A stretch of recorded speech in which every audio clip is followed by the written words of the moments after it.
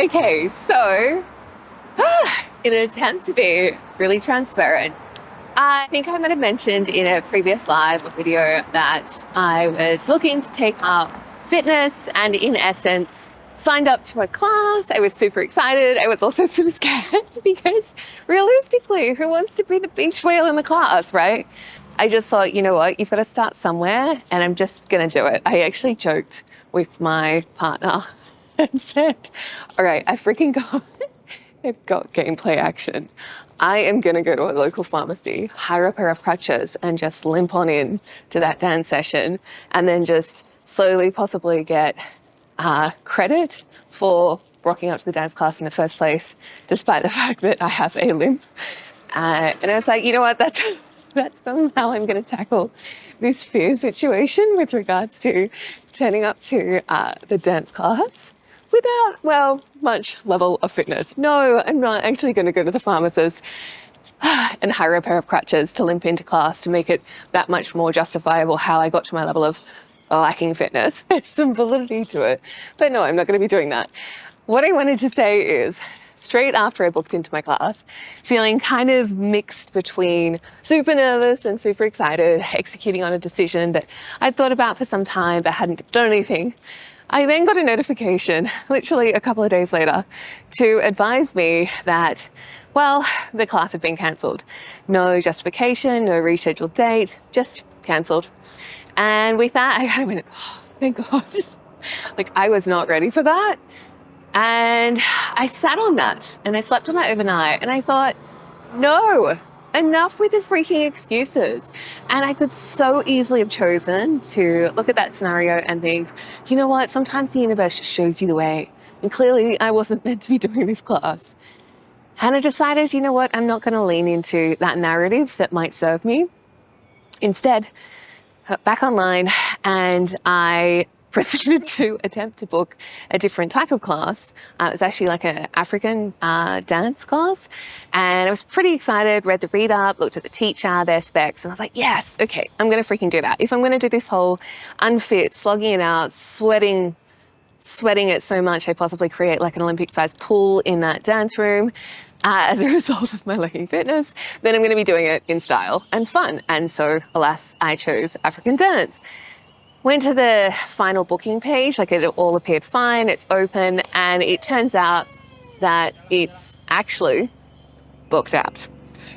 So again, I could have quite easily gone, you know what, the first time I was willing to let go, but this time the universe is really trying to tell me something. And instead, again, rather than sell myself in a narrative that might suit me, I thought, no, I'm not going to do this. I am freaking going to go to a dance class. So I went straight back in, had a look at the timetable and classes that were not booked out, and I found one. It's like a contemporary kind of dance class. You know what? I am genuinely feeling excited, a little bit. It's a shame it wasn't the first one or the second one, but it's going to happen. And I am choosing to see these moments that possibly, if you believe that the universe is sending me these messages, rather than lean into a narrative that I might otherwise convince myself serves me, I'm leaning out of it. Well, kind of. In essence, I'm saying, you know what, hurdles come up in life and there's always little, bumps along the way in our journey, whether that's as an entrepreneur, whether that's as an employee, whether that's working in a difficult team or a great team with a difficult manager, or a great manager and a great team in a really toxic organizational structure. The reason I record this is predominantly two reasons. One, to come back online, kind of hold myself to account and say, guess what, folks?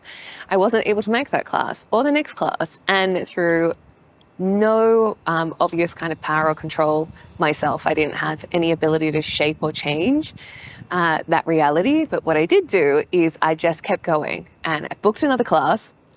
And so I go, I'm so excited and super, super nervous and embarrassed. Almost like, can you be proactively embarrassed? I'm proactively embarrassed. What is the word for that? Anxious? Maybe that's kind of anxiety in a sense. I'm going through those 60 minutes of torture, progress, self-improvement because I know what it looks like on the other side. It feels and looks healthier. I can run to a train station without being puffed out and missing the train. I can easily go for a jog and it doesn't kill me. Hell, I can even just like generally feel better about myself. I can wear clothes that probably fit the same way for the most part, but I just feel sexier and sassier in them. So if you're listening to this and you have purposely, intentionally or otherwise, kind of chosen to lean into some signs from the universe that you shouldn't be doing a certain thing, shouldn't be dieting on Monday, Tuesday, you'll do it tomorrow. You know, you shouldn't be signing up for that additional formal education piece to help kind of boost out your CV and your career profile so that you can cross-skill into something else later on down the track. If you're possibly leaning into a sign of your computer dying constantly and, you know, Microsoft Word or Google constantly crashing, and as a result, you haven't kind of had a revisit of your resume and applied for some jobs, from me to you, take this as a sign, as a message, if you will, from the universe, if you choose to see it that way, to say, I see you, hurdle. I see you, bump in the road. I see you, freaking huge pothole, etc. And I raise you. And I am going to meet you at the table and possibly even have to come across the table 99.9% because doing so better serves you, me, and us. So from me to you, this is my little empowering note to take those little hurdles and potholes in the road along your journey and possibly see them less as a, I knew I wasn't meant to do it. And, you know, there's exceptions. I could put a little asterisk. There are exceptions.